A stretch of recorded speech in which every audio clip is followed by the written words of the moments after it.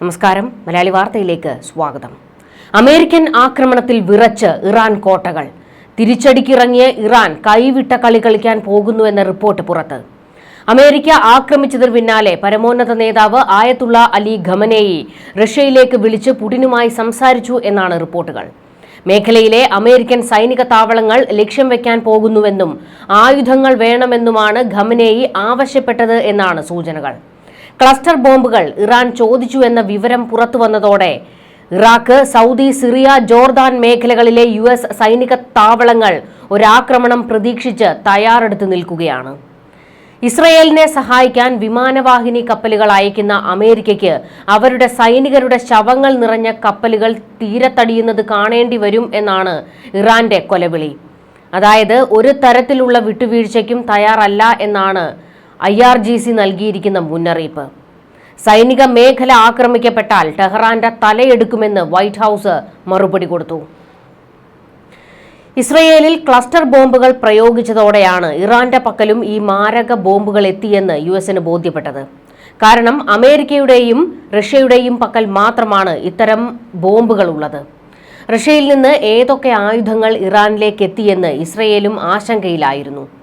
ആയുധങ്ങളും ബോംബുകളും കൊടുത്ത് ഇറാന്റെ ആയുധപ്പുര നിറച്ചിട്ടുണ്ട് റഷ്യ. യുക്രൈൻ ആക്രമിക്കാൻ റഷ്യയ്ക്ക് അതിമാരക മിസൈലുകൾ നൽകി സഹായിച്ചത് ഇറാനാണ്. അതിന്റെ പ്രത്യുപകാരം റഷ്യ ക്ലസ്റ്റർ ബോംബുകൾ കൊടുത്താണ് കാണിച്ചിരിക്കുന്നത്.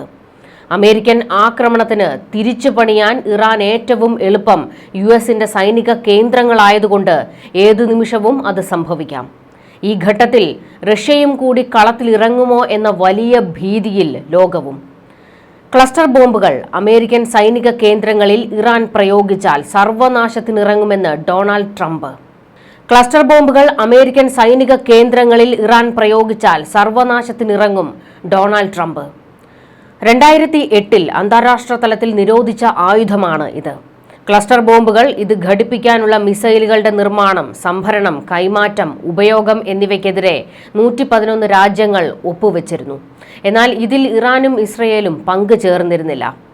അമേരിക്ക ഇപ്പോൾ സംശയിക്കുന്നത് ഇറാൻ ക്ലസ്റ്റർ ബോംബുകൾ നിർമ്മിച്ചെടുത്തിട്ടുണ്ടോ അതോ റഷ്യയിൽ നിന്ന് വന്നതാണോ എന്നുള്ള ഒരു ചോദ്യമുണ്ട്. പല ആയുധ നിർമ്മാണങ്ങളിലും ഇറാനൊപ്പം റഷ്യ പങ്കെടുത്തിട്ടുണ്ട്. അതുകൂടാതെ ആണവ പരീക്ഷണങ്ങളിലും റഷ്യയുടെ സഹായം പൂർണ്ണമായും ഇറാന് കിട്ടിയിട്ടുണ്ട്. അതുകൊണ്ട് തന്നെ ക്ലസ്റ്റർ ബോംബുകളുടെ നിർമ്മാണത്തിലും റഷ്യയുടെ സഹായം ഇറാന് കിട്ടിയിട്ടുണ്ടോ അതോ റഷ്യയിൽ നിന്ന് വലിയ തോതിൽ ക്ലസ്റ്റർ ബോംബുകൾ ഇറാനിലേക്ക് എത്തിയിട്ടുണ്ടോ എന്ന് കണ്ടെത്താൻ തുനിഞ്ഞിറങ്ങിയിരിക്കുകയാണ് അമേരിക്ക. മിസൈലുകളിൽ പോർമുനയായി ഘടിപ്പിക്കുന്ന ക്ലസ്റ്റർ ബോംബ് തൊടുക്കുമ്പോൾ ഒന്നാണെങ്കിലും ലക്ഷ്യസ്ഥാനത്ത് പതിക്കുമ്പോൾ 50ഉം 100ഉം ബോംബുകളായി ഇത് മാറും. ഇത് വൻ വിനാശകാരിയായ ഒരു ബോംബാണ്. ക്ലസ്റ്റർ യുദ്ധോപകരണങ്ങൾ എന്നത് വായുവിലൂടെയോ നിലത്തു നിന്നോ വിക്ഷേപിക്കാവുന്ന ഒരുതരം സ്ഫോടക വസ്തുവാണ്. ക്ലസ്റ്റർ ബോംബുകൾ ഒരു പ്രദേശത്ത് പതിച്ചാൽ നിരവധി ചെറിയ ബോംബുകൾ പുറത്തേക്ക് വിടുന്നതിനാൽ ആക്രമണങ്ങളിലും അതിനുശേഷവും സിവിലിയൻസിന് ഇത് വലിയ അപകടമുണ്ടാക്കും. അസ്ഥികളിലൂടെ തുളഞ്ഞു കയറും ഇതിന്റെ ചീളുകൾ. ക്ലസ്റ്റർ ബോംബിൽ ഒരു ഷെല്ലും അതിൽ അടങ്ങിയിരിക്കുന്ന 2 മുതൽ 2000-ലധികം സബ്മ്യൂണിഷനുകളും ബോംബറ്റുകളും അടങ്ങിയിരിക്കുന്നു. ആധുനിക ക്ലസ്റ്റർ ബോംബുകളും സബ്മ്യൂണിഷൻ ഡിസ്പെൻസറുകളും anti armour, anti personnel, anti material യുദ്ധോപകരണങ്ങൾ എന്നിവയുടെ സംയോജനം ഉൾക്കൊള്ളുന്ന മൾട്ടിപർപ്പസ് ആയുധങ്ങളാണ്. അമേരിക്കൻ സൈനികർക്ക് നേരെ രാസായുധ പ്രയോഗമാകും ഇറാൻ പയറ്റാൻ പോകുന്നത് എന്ന് ഇപ്പോൾ തന്നെ രഹസ്യാന്വേഷണ വിവരങ്ങൾ അമേരിക്കയ്ക്ക് കിട്ടിയിട്ടുണ്ട്. CIA കൃത്യമായ വിവരങ്ങൾ അമേരിക്കയ്ക്ക് കൈമാറിയിട്ടുമുണ്ട്. ഈ ഘട്ടത്തിലാണ് അമേരിക്കൻ സൈനിക താവളങ്ങൾക്ക് നേരെ ആക്രമണം ഉണ്ടാകും എന്നുള്ള ഉറപ്പിച്ചുള്ള തീരുമാനം അമേരിക്കയും സ്വീകരിച്ചിരിക്കുന്നതും അതിനുവേണ്ടിയുള്ള തയ്യാറെടുപ്പുകൾ നടത്തിയിരിക്കുന്നതും. അമേരിക്കയുടെ പശ്ചിമേഷ്യയിലെ താവളങ്ങൾക്ക് നേരെ അതിമാരകമായ ആക്രമണം നടത്തുമെന്ന് ഇറാൻ റവല്യൂഷണറി ഗാർഡ് തന്നെ പ്രഖ്യാപിച്ചിട്ടുണ്ട്. ഇക്കാര്യത്തിൽ റഷ്യയും ചൈനയും ഉത്തര കൊറിയയും എന്തൊക്കെ നടപടി സ്വീകരിക്കുമെന്ന് അമേരിക്ക വീക്ഷിക്കുന്നുമുണ്ട്. അമേരിക്കൻ കപ്പലുകൾ കടലിൽ മുക്കാൻ ഹൂതികളും നീക്കം തുടങ്ങിയിട്ടുണ്ട്. ഇറാനെ ആക്രമിക്കരുതെന്ന് ചൈനയും റഷ്യയും ഉത്തര കൊറിയയും അമേരിക്കയോട് ആവശ്യപ്പെട്ടിരുന്നു. ഇറാന്റെ ആണവ കേന്ദ്രങ്ങൾ ആക്രമിച്ചാൽ ഗുരുതര പ്രത്യാഘാതങ്ങൾ ഉണ്ടാകുമെന്ന് 3 രാജ്യങ്ങളുടെയും നിർദ്ദേശം അമേരിക്ക തള്ളിയതിനാൽ ഈ രാജ്യങ്ങൾ സംഘർഷത്തിൽ ഇടപെടുമോ എന്ന് ലോകം ഭയപ്പെടുന്നുണ്ട്. റഷ്യയും ചൈനയും തമ്മിൽ നിരന്തരം ചർച്ചകൾ നടന്നു വരുന്നതായ റിപ്പോർട്ടുകളും ഇപ്പോൾ പുറത്തുവരുന്നുണ്ട്. നിയമാനുസൃതമായ ആവശ്യങ്ങൾക്കായി ഇറാൻ നടത്തുന്ന പോരാട്ടങ്ങളെ ഞങ്ങൾ പിന്തുണയ്ക്കും എന്നാണ് റഷ്യൻ പ്രസിഡന്റ് വ്ളാഡിമിർ പുടിൻ നിലപാടെടുത്തിരിക്കുന്നത്. ഇറാനെ പിന്തുണച്ച് ഉത്തര കൊറിയ രംഗത്തേക്ക് വന്നത് ലോകരാജ്യങ്ങളെ അടപടലം ഞെട്ടിക്കുന്നു. വെളിവില്ലാത്ത കിം എന്ത് കാണിച്ചു കൂട്ടും എന്നുള്ള ആശങ്ക. പോരാത്തതിന് ആണവ രാജ്യവുമാണ് ഉത്തര കൊറിയ. അമേരിക്കയും പാശ്ചാത്യ രാജ്യങ്ങളും പിന്തുണയ്ക്കുകയും സംരക്ഷിക്കുകയും ചെയ്യുന്ന ഇസ്രയേൽ പശ്ചിമേഷ്യൻ സമാധാനത്തെ ബാധിച്ച ക്യാൻസർ പോലുള്ള ഒന്നാണെന്നും ആഗോള സമാധാനവും സുരക്ഷയും നശിപ്പിക്കുന്നതിന്റെ മുഖ്യ കുറ്റവാളിയാണെന്നുമാണ് ഉത്തര കൊറിയ ആരോപിക്കുന്നത്. ഇസ്രയേലിനും അമേരിക്കയ്ക്കും എതിരായ ഉത്തര കൊറിയയുടെ പ്രസ്താവന ഇറാനുമായുള്ള അവരുടെ അടുത്ത ബന്ധത്തെയാണ് സൂചിപ്പിക്കുന്നത്. 1973 മുതൽ ഇറാനും ഉത്തര കൊറിയയും തമ്മിൽ അടുത്ത ബന്ധമുണ്ട്.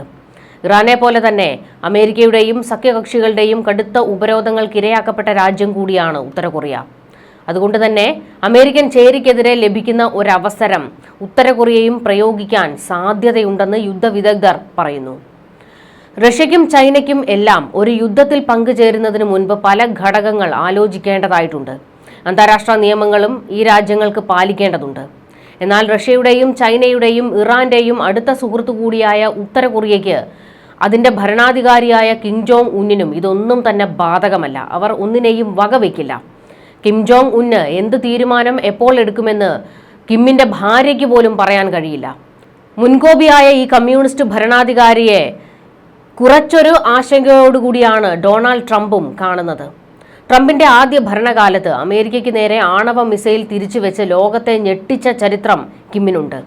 ഒടുവിൽ അമേരിക്കയിൽ നിന്നും ഓടിവന്ന് കിമ്മുമായി ചർച്ച നടത്തിയാണ് ട്രംപ് രോഷം തണുപ്പിച്ചിരുന്നത്. രണ്ടാം വട്ടവും ട്രംപ് അധികാരമേറ്റെടുത്തപ്പോൾ പറഞ്ഞിരുന്നത് കിം ജോങ് ഉന്ന് തന്റെ സുഹൃത്താണെന്നും അദ്ദേഹവുമായി സഹകരിച്ചു പോകാനാണ് താൽപര്യപ്പെടുന്നത് എന്നുമാണ്. നിരവധി ആണവായുധങ്ങൾ കൈവശമുള്ള ഉത്തര കൊറിയയാണ് ഇപ്പോൾ ഇറാനു വേണ്ടി ശബ്ദമുയർത്തിയിരിക്കുന്നത്. അമേരിക്ക ഇസ്രയേലിനു വേണ്ടി രംഗത്തിറങ്ങിയപ്പോൾ ഉത്തര കൊറിയൻ പോർമുന വീണ്ടും അമേരിക്കയ്ക്ക് നേരെ തിരിയുമോ എന്നും ഒരാശങ്കയുണ്ട്. റഷ്യയുമായി സൈനിക കരാറുള്ള രാജ്യമായതിനാൽ ഉത്തര കൊറിയയ്ക്ക് നേരെ ആക്രമണം നടന്നാൽ അത് റഷ്യയ്ക്ക് നേരെയുള്ള ആക്രമണമായി കണക്കാക്കി റഷ്യയ്ക്കും രംഗത്തിറങ്ങേണ്ടതായി വരും. അതുപോലെ തന്നെ ഉത്തര കൊറിയ ചൈനയുടെയും സഖ്യകക്ഷി ആയതിനാൽ ചൈനയ്ക്കും ആയുധമെടുക്കേണ്ടി വരും. അമേരിക്കയെ സംബന്ധിച്ച് ഈ ഗ്രൂപ്പുകളെ ഇവരെല്ലാം തന്നെ രംഗത്തേക്ക് ഇറങ്ങിയാൽ അവരെ എല്ലാവരെയും ഒരേ സമയം നേരിടേണ്ടി വരും. മേഖലയിൽ വലിയ രീതിയിലുള്ള സൈനിക സന്നാഹം സജ്ജമാക്കിയിരിക്കുകയാണ് അമേരിക്ക. ഇറാൻ ഏത് നിമിഷവും അമേരിക്കൻ താവളങ്ങൾ ആക്രമിക്കും. അതുകൊണ്ട് തന്നെ അതിശക്തമായി തിരിച്ചടിക്കാൻ തയ്യാറെടുത്ത് നിൽക്കുകയാണ് അമേരിക്ക. ഇറാൻ ഇപ്പോൾ അമേരിക്ക ഒടുക്കത്തെ താക്കീത് കൊടുത്തിരിക്കുന്നത് US കേന്ദ്രങ്ങൾ ലക്ഷ്യം വെച്ചാൽ പിന്നെ ഭൂപടത്തിൽ ഇറാൻ ഉണ്ടായിരിക്കില്ല എന്നാണ്. ഖമനേയി എവിടെയാണോ അവിടം തെരഞ്ഞു പിടിച്ചെത്തി തീർക്കും എന്നുള്ള ഒരു മുന്നറിയിപ്പും ട്രംപ് നടത്തിയിട്ടുണ്ട്. രാജ്യത്തിന്റെ ആണവ കേന്ദ്രങ്ങളിൽ US നടത്തിയ ആക്രമണങ്ങളിൽ ഇറാന്റെ ആദ്യ ഔദ്യോഗിക പ്രതികരണം ഇപ്പോൾ വന്നിട്ടുണ്ട്. ദൂരവ്യാപകമായ പ്രത്യാഘാതങ്ങൾ ഉണ്ടാകുമെന്നും പ്രതിരോധത്തിന് എല്ലാ വഴികളും സ്വീകരിക്കുമെന്നും ഇറാൻ വിദേശകാര്യമന്ത്രി സയ്യിദ് അബ്ബാസ് അരാഗ്ചി പറഞ്ഞു. ഐക്യരാഷ്ട്ര സുരക്ഷാ സമിതിയിലെ സ്ഥിരാംഗമായ അമേരിക്ക സമാധാനപരമായ ഇറാന്റെ ആണവ സ്ഥാപനങ്ങളെ ആക്രമിച്ചുകൊണ്ട് UN ചാർട്ടർ, അന്താരാഷ്ട്ര നിയമം, NPT എന്നിവയുടെ ഗുരുതരമായ ലംഘനം നടത്തിയിരിക്കുന്നുവെന്നും ഇറാൻ വിദേശകാര്യമന്ത്രി പറഞ്ഞു. രാവിലെ നടന്ന സംഭവങ്ങൾ ഞെട്ടിപ്പിക്കുന്നതും ദൂരവ്യാപകമായ പ്രത്യാഘാതങ്ങൾ ഉണ്ടാക്കാനിടയുള്ളതുമാണ്. UN-ലെ ഓരോ അംഗവും അങ്ങേയറ്റം അപകടകരവും നിയമവിരുദ്ധവും കുറ്റകരവുമായ പെരുമാറ്റത്തെക്കുറിച്ച് ആശങ്കാകുലരാകണമെന്നും അബ്ബാസ് അരാഗ്ചി പറഞ്ഞു. സ്വയം പ്രതിരോധത്തിനായി പ്രത്യാക്രമണത്തിന് എല്ലാ വഴികളും ഇറാൻ സ്വീകരിക്കുമെന്നും അബ്ബാസ് അരാഗ്ചി മുന്നറിയിപ്പ് നൽകി. എല്ലാ അന്താരാഷ്ട്ര നിയമങ്ങളും അതിന്റെ വ്യവസ്ഥകളും അനുസരിച്ച് ഇറാൻ സ്വയം പ്രതിരോധം നടത്തും. ഇറാൻ അതിന്റെ പരമാധികാരം, താൽപര്യം, ജനങ്ങൾ എന്നിവയെ സംരക്ഷിക്കാൻ എല്ലാ വഴികളും തെരഞ്ഞെടുക്കുമെന്നും അബ്ബാസ് അരാഗ്ചി പറഞ്ഞു. ഇറാൻ എന്ത് നടപടി വേണമെങ്കിലും സ്വീകരിച്ചുകൊള്ളൂ. ആണവ കേന്ദ്രങ്ങൾ തകർത്തെറിയാതെ ഈ യുദ്ധത്തിൽ നിന്ന് മടങ്ങില്ല എന്ന് ഇസ്രയേൽ പ്രഖ്യാപിച്ചിട്ടുണ്ട്. ഇസ്രയേൽ ഈ യുദ്ധക്കളത്തിൽ ഉള്ളിടത്തോളം കാലം ഒപ്പമുണ്ടാകുമെന്ന് അമേരിക്കയും പ്രഖ്യാപിച്ചിട്ടുണ്ട്. ഇറാന്റെ തല വീഴുമോ എന്നുള്ളതാണ് ഇപ്പോൾ ലോകം നോക്കുന്നത്.